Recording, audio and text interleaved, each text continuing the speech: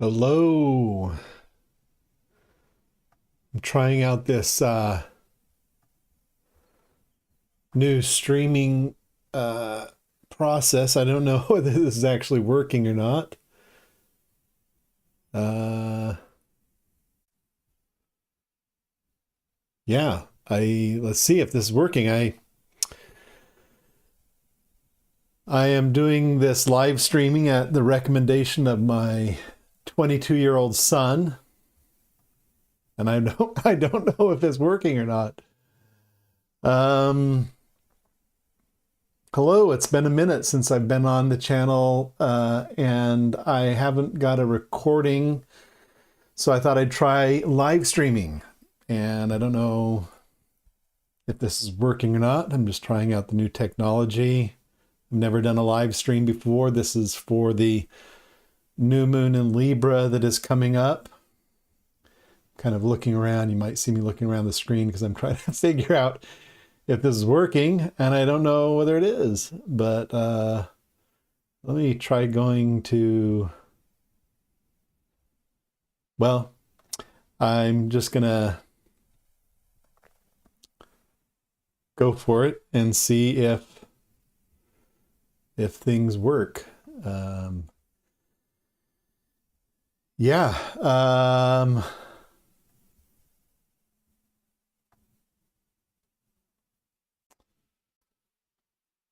So this is for the, today I am talking about the new moon in Libra. It's going to happen tomorrow, tomorrow morning. It's 3:50 in the afternoon Pacific time right now.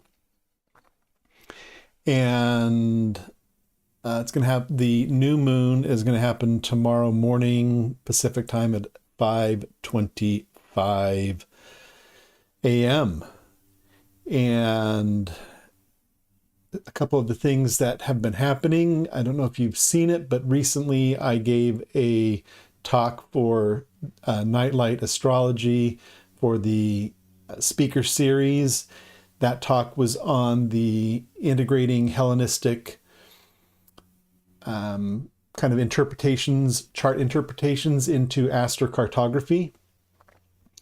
And it was a lot of people showed up for it, but I do have the recording. It's no longer available on Nightlight Astrology's channel, but it is going to be available for download on my channel. So if you want to click through to the link in the description for my site and sign up there, I can get you a download link for that video. It's on astrocartography, relocational astrology, and integrating the concepts of Hellenistic astrology into astrocartography. That was back on October 5th, and you can see some of the information for it, I think, on the Nightlight website. But if not, like I said, go ahead and you can hold on a second. What is this? Warning the stream. What is going on here? The screen bit rate is lower than, I don't know what that means. I'm getting some kind of warning about the bit rate. I don't know exactly what that means. But any rate, then coming up this Saturday, so today's Monday, October 20th, coming up this Saturday, I am speaking at the NCGR San Francisco's Astrology Day on the Bay. This is their first annual Astrology Day on the Bay. You can go to the NCGR San Francisco website. It's ncgrsanfrancisco.org. And register for that. I'm going to be speaking at this mini conference with Cloyd and Georgia Stathis, and you can go to the website, register for that. It's going to be in person at the Albany Community Center, Saturday afternoon. I'm speaking at 12:15. People are encouraged to get there early.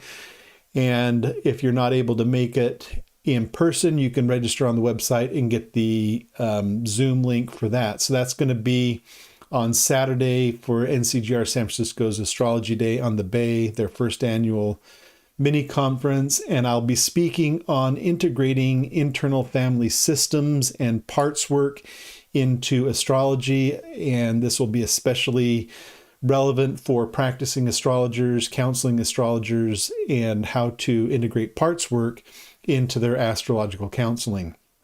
So look for that. And if you need to help accessing that link, feel free to drop me a line, and I'm happy to help get that link. I should have it in the description for this video. I put it in before the live stream, but like I said, since I'm just starting out with this live streaming, I'm not sure if that's going to work. So those are some of the things that are coming up and what we've been doing in the past. And let's go ahead and dive into the astrological forecast for this new moon in Libra. Let me go ahead and flip over to the chart so we can see that. Let's see if that shows up here. And let me flip it over to the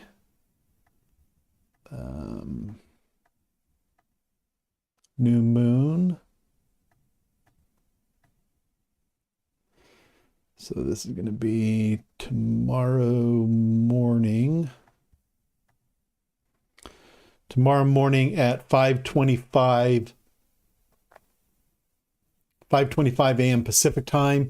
We can see the chart here. No, let's see. That's still showing. It looks like the screen is still showing November. That's weird. Let's try to get that to update.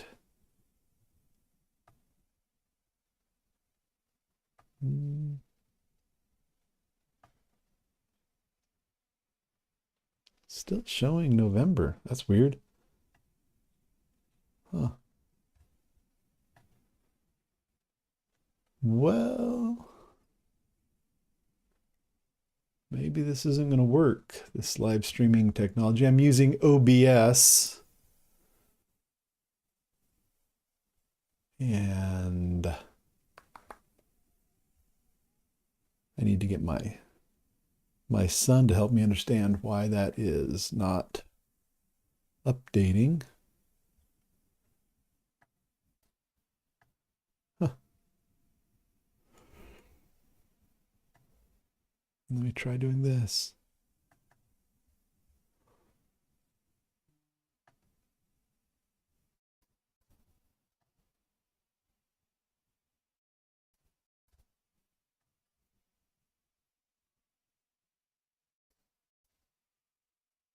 Let's see if that does it any better. Let's try. There. Okay, that seems to be working. All right. So the new moon is happening for us on tomorrow morning, 5:25 a.m. Berkeley time. It's going to happen in the 29th degree of Libra. We see that Venus is also going to be in Libra. Venus is in her morning star phase, and she is the domicile ruler of Libra. So the morning star phase is a masculine phase for Venus. The Libra is the masculine air sign that Venus has domicile rulership over. And so we have this morning star Venus in Libra. The moon has just been in contact with Venus. So I think it was 2 days ago we had this is Monday. So it was just yesterday we had the Venus moon conjunction, and I was in Park City for that at the OPA retreat. And there were a bunch of astrologers there. We all kind of got together, watched the moon rise and Venus rise in the east over the mountains in Park City. It was beautiful. And one of the things that's interesting about Venus in her masculine phase and Venus in her masculine sign is that this can kind of symbolize disruption to the status quo in order to restore equilibrium. We might find things that are out of balance, and that there's a disruptive quality to things that are engaged in disruption to reestablish a status quo. That's kind of like the masculine morning star Venus in the masculine air sign of Libra.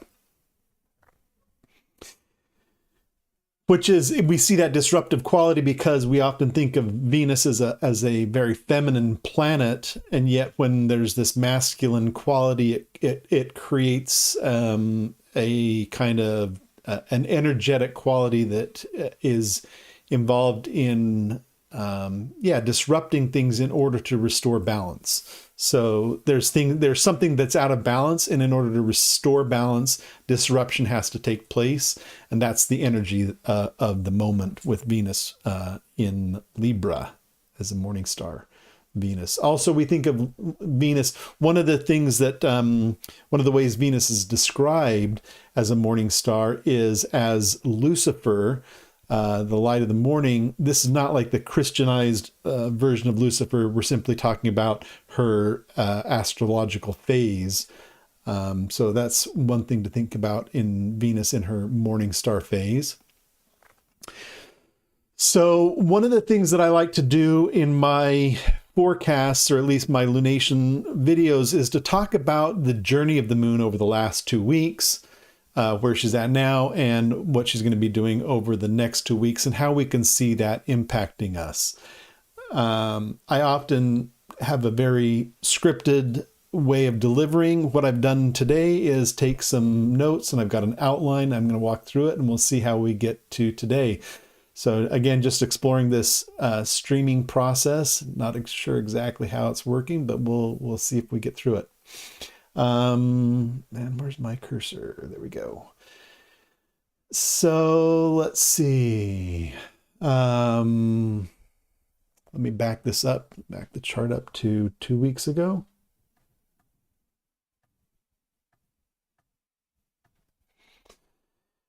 Venus was in Virgo at that time. The moon was full in Aries. Aries is the exaltation of the sun. So we think of the moon exalting the sun when she is in Aries. And this creates a almost love affair kind of quality of the moon. The sun and the moon are opposite. There's a great deal of tension in the air when there is a full moon. And when the moon is in Aries, it's really this quality of the moon exalting the sun, and it creates this almost infatuation type energy that is at play. The 19th degree of Aries is the exaltation degree of the sun. And so just after the exact full moon, the moon moved into the exaltation degree of the sun. And this is where the moon really has a strong energetic affinity for the sun. There's a quality of really adoring the sun if we were to personify the lunar qualities towards the sun at this time. Then immediately after that, she transited across Chiron, who is in Aries right now. And let's just go day by day on this, and we can see the next sign she moved into was Taurus. Taurus is the exaltation of the moon. And there were no other planets in Taurus while the moon was there. And this has been the case for the last couple times the moon has passed through Taurus. So she is moving solitary through that sign. It's the sign where she is considered to have a great deal of power. She is in a state of like, we kind of think of I think of the moon in Taurus as like the Queen of Pentacles, the classic Queen of Pentacles archetype. After that, she moved into Gemini, and she made a conjunction with Uranus in the beginning degrees of Gemini. Now, from the full moon to the the moon is in what we call her disseminating phase. And the moon in her disseminating phase is surrendering the light that she has collected. So we think of the first half of the cycle as she's gathering light from the sun, she's gathering light from the planets that she encounters. And then from the full moon to the new moon, she is disseminating that light and spreading that light to the planets she encounters.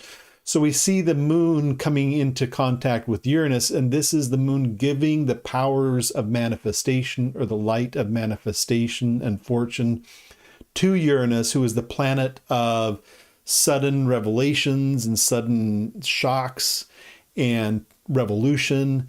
And this is the period where we were leading up to the No Kings protest that just happened this last weekend. So we're here in the period of the lunar cycle that's building up to what we just witnessed this last weekend of the disruption that took place. And so we have the moon transiting across Uranus, disseminating the light, giving Uranus the power of manifestation to disrupt things, to bring things out through the Gemini qualities of communication and interaction between polarities of things. Then the moon moves along in her journey into Cancer, where she is the domicile ruler, and she comes into contact with Jupiter. Now the moon in Cancer, where she is in her own power, and Jupiter is there as the exaltation ruler. So the moon is said to be exalting Jupiter, and Jupiter is obeying the commands of the moon at the same time. So this is like a mutual reception between the two while they are co-present in the same time. It's a very powerful experience. We've been seeing this over the past year or 6 months or so, since I guess since the summer, since Jupiter moved into Cancer. We've seen the moon come into contact with Jupiter. Now, the moon coming into contact with Uranus is more of a pyroclastic experience, where the moon coming into contact with Jupiter is the expansion that Jupiter brings, but it does it in a much more subtle way, a very Cancerian way. It's like the volcano erupting and the lava flowing down in rivers and streams, like the Pahoehoe lava, instead of the pyroclastic explosion that we might have seen with like Mount St. Helens eruption. So the moon coming into contact with Jupiter is bringing this more effusive, gentle, but very determined and persistent expansion. Nothing is going to stop the lava once it starts flowing. And that's what has been happening every time the moon has been coming into contact with Jupiter. Then the moon moves into Leo. So that's what we saw back on the 14th of October. She moved into Leo. She was solitary and alone in Leo. And then from there, she moved into Virgo. When she moves into Virgo, Venus has already left, but she is in Virgo, where she's about to submerge herself under the South Node, going through the baptism of the South Node as she submerges into her orbital plane that is below or south of the ecliptic plane. And then from Virgo, after she goes past the South Node, she moves into Libra. And this is where the other day we had so the interesting thing, let's back up to that. So this intersection of the moon with the South Node was actually on the day of the No Kings protest, which I think is really, I think that's really symbolically informative. You know, Virgo is a sign of purification. And with the moon crossing the South Node there, it's really speaking to the continuous cyclic reoccurrence of the process of purification on a global scale. And the small piece of it that we received here in the US was, manifested with this No Kings protest, which has gotten bigger and bigger. This is the third No Kings protest, and they keep getting bigger and bigger. And so it'll be interesting to see what the next one brings. I can't imagine that these are going to stop until something changes. But there's definitely a momentum that is growing, and we see that reflected with this moon on the south node and the themes of purification, of ritualized expression of transformation, that yeah, just the social expression. We think of from a matriarchal expression of society, where we're thinking of the moon as the great matriarch. The lunar matriarchal qualities are to protect a society. And there's this quality of how do we maintain the society? How do we cause the society to grow and to persist and to stay stable? These are matriarchal qualities from a society standpoint. But there gets to be a point where there's so much imbalance within the society that in order for the society to preserve itself, it needs to revolt. And that's what we're seeing with these No Kings protests and the symbology of the moon passing the south node in Virgo. Then on Sunday morning, we had the Venus conjunction with the moon in Libra. And that was at the rising. It happened, I was in Park City for that. And like I mentioned, at the OPA retreat, we got to go out and watch the moonrise in the morning before the sunrise. It was a very sliver of a crescent as the moon was in her balsamic phase. And it was stunning. It was gorgeous. I don't know if I can somehow put it into the video after I edit this. I'll see if I can figure out how to put the photo of it. But I took a photo of the moon and Venus together.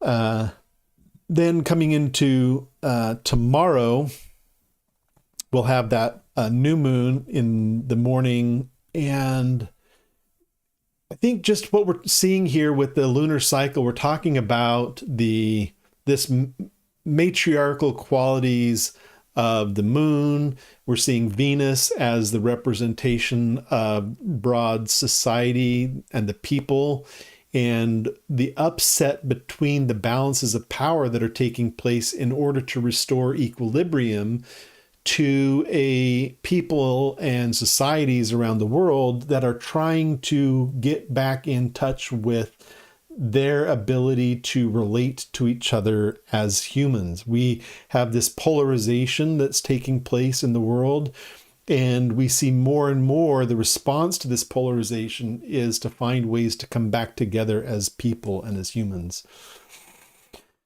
Then the moon moves into Scorpio, where she is in a process of going through the transformative process of the butterfly in the catalyst, where the caterpillar has been completely dissolved. It's in its most weakened form. It's very vulnerable in its chrysalis. This is the moon in Scorpio. It's ready to come into something new and to grow into whatever it is going to become.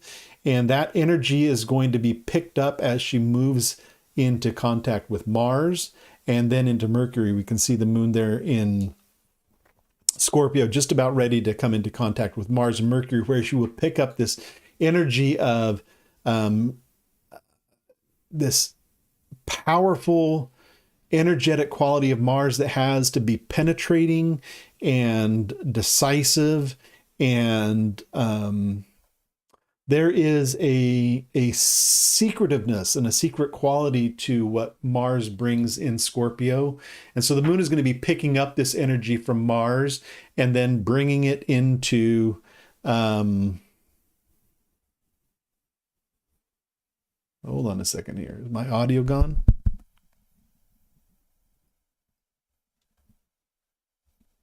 Hold on a second here. Is my audio even going? What is happening here?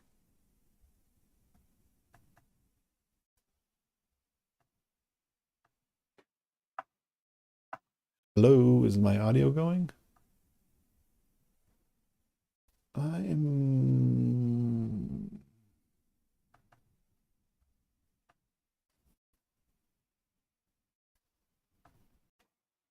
Hello.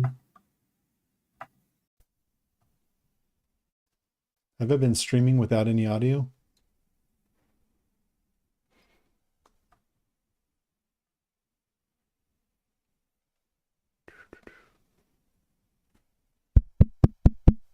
Huh.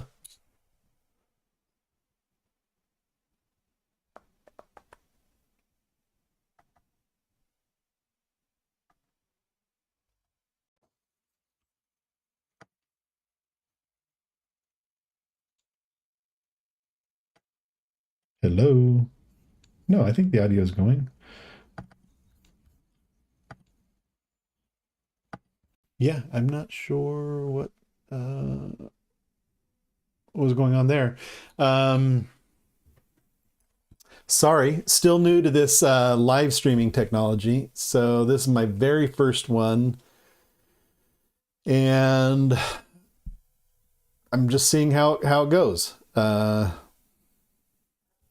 I don't even know how to tell if there's anybody even watching this. So let's go for it. And I think it's going to save into my account. So even if there's nobody watching it now, I think hopefully people can watch it later.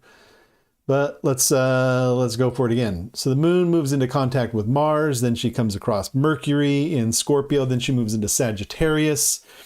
Again, she's alone in Sagittarius, and she is going to be alone as she travels through Sagittarius and through Capricorn, and finally comes into contact with Pluto. And so we can see the moon pulling in this energy from Mars, pulling in the energy from Mercury, pulling in the energy from Pluto, and then later she's going to pick it up as she goes across the North Node into passing across Saturn and Neptune, and then moves into Aries, where she will be traveling without a companion in Aries, where she finally comes back into Taurus, her exaltation, again, traveling without a companion, and will have her next full moon while the sun is in Scorpio and the moon is in Taurus. It's going to be a very powerful point in time. That's going to happen on November 5th, here in the beginning of November. So really what we're looking at is we see the last 2 weeks have built up this energy of almost like a revolutionary kind of energy that we see with the No Kings protest. And now we're moving into the new moon phase, and we're going to be going into the point where the moon is picking up all this energy from Mars, Mercury, Pluto, Saturn, and Neptune. The Neptunian experience to that is like giving the moon the power and the energy for using ideas to shape perception. And so we're going to see that happening over the next 2 weeks as the moon moves into contact with Neptune. Saturn gives that quality to shape reality. Neptune is the quality of flavoring or giving the quality to how that perception is received. Whereas Pluto is that force of transformation through conflict. There's this disruptive force to Pluto that causes things to be overcome and changed and to become something new. And so we're going to be seeing that happening over the next couple weeks. Let me look back here at my notes just to see what else I have here. We're talking about the balance that's achieved through the moon and Venus and their interaction. The waxing journey that the moon takes, we've talked about that. Yeah, I think that kind of covers my notes that I had. I'm not doing any horoscopes this time. So maybe for the next full moon, I might do some horoscopes. But this, I've just tried this live stream process and just trying it out to see how it works. So if you weren't here for the beginning and you're just kind of tuning in at the end, then I would encourage you to go to the NCGR San Francisco.org website, sign up for the first annual Astrology Day on the Bay, and check that out. I'm going to be speaking there on the integration of internal family systems, IFS, and parts work with astrology, especially relevant for counseling astrologers, but equally, I think it'll be equally informative for those that are not necessarily doing counseling astrology, but using astrology for their own personal path and progress. So go ahead and step over there. You can log on to my website to get more information. You can log on to my website to get a link to download the recent video that I did for Nightlight Astrology for their astrocartography. And you can sign up for my mailing list to be informed of the upcoming astrocartography workshop that I'll be giving early next year, as well as the upcoming workshop on IFS and parts work that'll be getting spun off from the talk that I'm giving on Saturday. So until next time, keep your eye on the sky and make a wish upon a star.